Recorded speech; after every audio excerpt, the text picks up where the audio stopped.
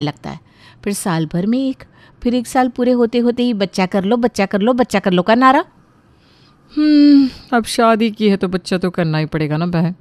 हाँ तो वैसे बोले ना, पर ये बोलते क्या है, बच्चा कर लो तो पति बंधा रहेगा वरना हाथ से निकल जाएगा, जमाना खराब है, किसी और ने फंसा लिया तो।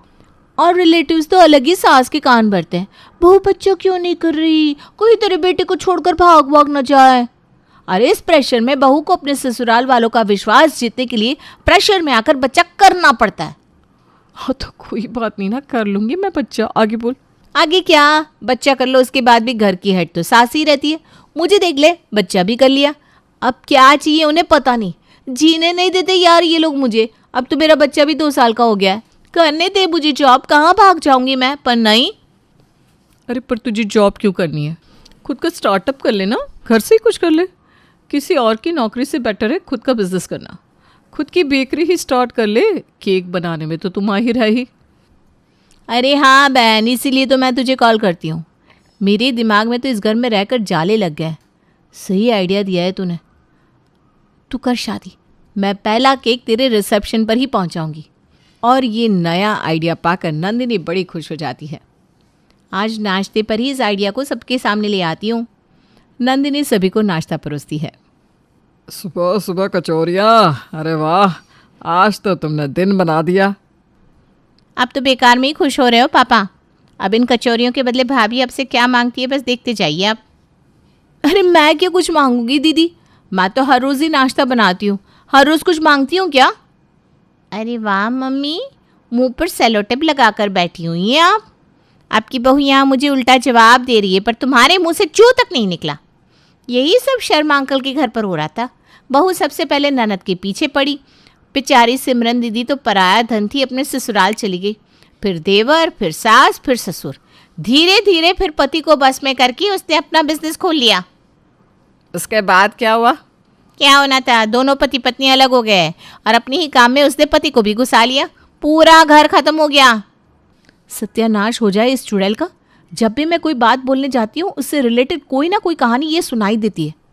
अब कहाँ से बिजनेस की बात आगे रखूँ। भाभी ने बहस कहाँ की है दीदी, अब तो बेकार में बात का बतंगड़ बना रही हो। इतना अच्छा खाना है, शांति से खाओ ना। फिर 11 बजे की ट्रेन है आपकी, क्योंकि अगर इस बार ट्रेन छूट गई तो चौथी बार मैं टिकट नहीं करवाऊंगा। बेचारी नंदिनी के मन की बात उसके मन में ही रह जाती है। प्रेम अपनी बहन को स्टेशन छोड़कर जैसे ही वापस आता है, वो अपनी भाभी के चेहरे को देखकर सब कुछ समझ जाता है और उनके पास जाकर सीधा उनके मन की बात पूछ लेता है। कचौरी क्यों खिलाई भाभी आपने, क्या बात है मुझे बताइए। घर में एक आप ही तो है भैया जिससे मैं अपने मन की बात कह सकती हूँ। वो क्या है ना, मैं खुद की बेकरी खोलना चाहती हूँ। कब तक मैं सुमित जी से पैसे मांगूँ, अच्छा नहीं लगता।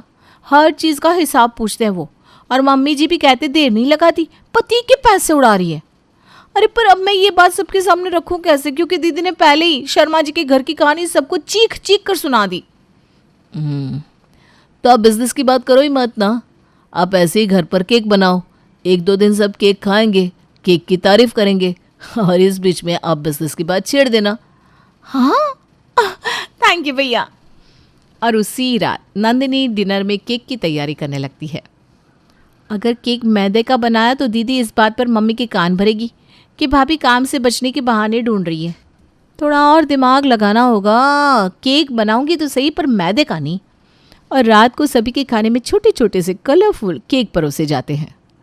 ना रोटी ना सब्जी, या गोल गोल इडली जैसा क्या परोस दिया बहू तूने? बिल्कुल सही समझी आप मम्मी जी, ये इडली केक है। इडली डोसा सुना था, इडली केक क्या चीज़ आ गई? ये खाने के साथ क्या एक्सपेरिमेंट करती रहती हो तुम नंदिनी। अरे भैया खा कर तो देखिए, कल ही मास्टर शेफ में मैंने ये रेसिपी देखी थी। क्या खाकर देखो, मैदे का केक बना दिया, उसमें रंग डाल दिया, सभी की तबीयत खराब करोगी। अरे मम्मी पापा के बारे में तो सोचना चाहिए था नंदिनी। ये कहते कहते जैसे ही सुमित केक का पहला निवाला खाता है, मैंने कहा है क्या ये केक? नहीं बिल्कुल नहीं, ये केक दाल का है और दूसरा चावल का। ऐसे ही मैंने सारी पौष्टिक चीज़ों से ही केक बनाया है, रंग भी नेचुरल है, ये खाना हेल्दी भी है मम्मी जी। तुझे ये सब भी बनाना आता है? वाह भाई वाह। अच्छा है, इसी बहाने हमारा छोटू भी रंग बिरंगी पौष्टिक केक खाना सीख जाएगा। और इसी तरह से 2 दिन नंदिनी केक की वैरायटीज़ बनाकर अपने ससुराल वालों को खिलाती रहती है। तीसरे दिन वो मेरी फ्रेंड है ना वैष्णवी, उसकी शादी है मम्मी जी। समझ में नहीं आ रहा क्या गिफ्ट दूँ। मेरी एनिवर्सरी में तो उसने 7,000 की घड़ी दे दी थी। अब हमारा तो इतना बजट भी नहीं है।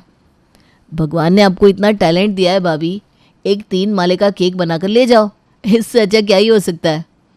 हाँ बहू, प्रेम बिल्कुल ठीक कह रहा है। अगर तू बना पाएगी तो केक ही बना कर ले चल। और यहाँ से नंदिनी के केक बनाने का आगाज़ हो जाता है। वो एक बड़ा सा केक बना